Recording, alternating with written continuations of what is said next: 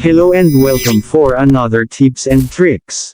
So napapansin mo ba na medyo bumabagal, at naglalag na ang cellphone mo? Subukan mo itong ituturo kong tips, at siguradong mag-e-improve ang speed, at hindi na maglalag ang cellphone nyo. So yung una nating gawin ay pumunta sa settings ng ating cellphone.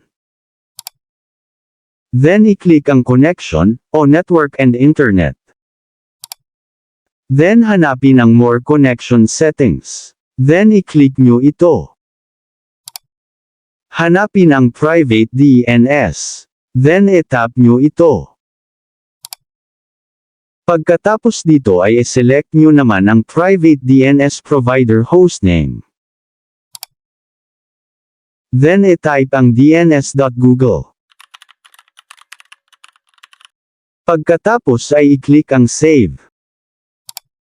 Then sunod ay back tayo sa main settings ng ating cellphone. Then scroll nyo lang at sa ibaba ay i-click ang about phone.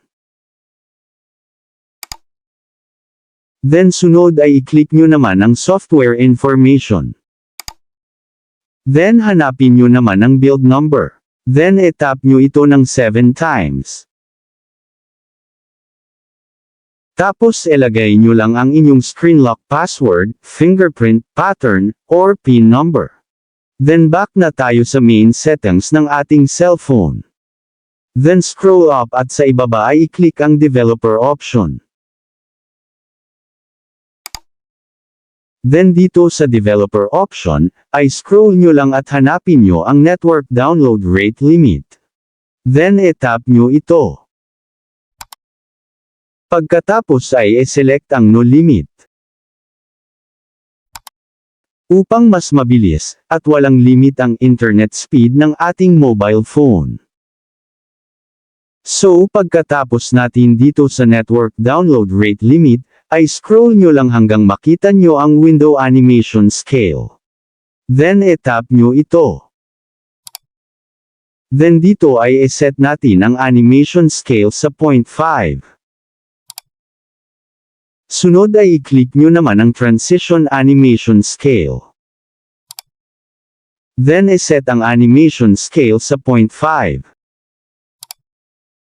Pagkatapos ay i-click nyo naman ang animator duration scale. Then i-set sa 0.5 ang animation scale. So pagkatapos ay i-try nyo maglaro ng mobile game sa inyong mobile phone. At mapapansin nyo na mas mabilis at hindi na maglalag ang inyong mobile phone. So sana po ay nakatulong ang tips and tricks natin ngayon. So thank you for watching, and God bless po sa lahat.